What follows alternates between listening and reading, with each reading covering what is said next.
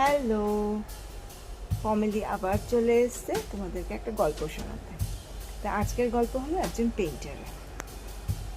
Painter ছিল। সে তার painting তার বন্ধুবান্ধবকে দেখালো। তো বন্ধুবান্ধব সবাই কিন্তু খুব তারিফ করেছে, তার খুব ভালো হয়েছে, দুর্দান্ত হয়েছে, ভালো আঁকিস।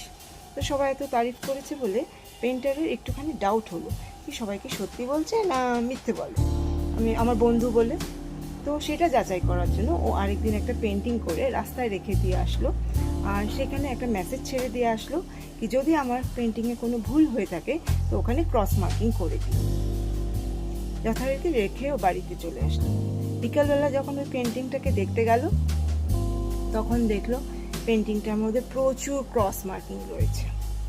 ওর মনটা খুব খারাপ হয়ে গেল। পেন্টিংটা নিয়ে এসে বাড়িতে এসে মনে মনে খুব দুঃখিত, আর ভাবতে শুরু করলো আমি মনে হয় ভালো পেন্টিং করি না, আমি আর পেন্টিং করব না।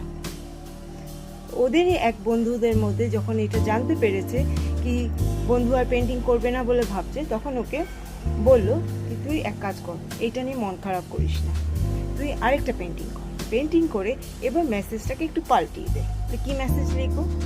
এবার মেসেজে লিখ কি যদি কোনো ভুল হয়ে থাকে তাহলে প্লিজ সংশোধন করে দিই, মানে কারেকশন করে দিই বলে ও আরেকটা পেন্টিং করলো, করে নিয়ে সেটাকেও রাস্তায় রেখে আসলো। যথারীতি বিকালবেলা যখন পেন্টিংটাকে আনতে গেল, পেন্টিংটার মধ্যে কোনো ক্রস মার্কিং নেই। তখন ওর বন্ধু বোঝালো কি দেখ, যখন তুই ভুল বার করতে বলেছিলি কত ভুল বার করেছিল লোকে, তো যখন তুই ঠিক করে দিতে বললি তখন কিন্তু কেউ ঠিক করে দিতে পারলি না।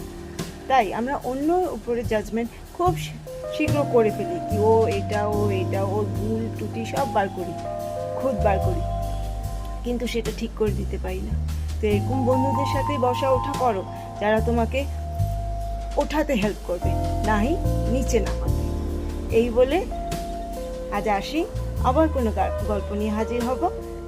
এখন রাখি, সবাই ভালো থেকো, সুস্থ থেকো।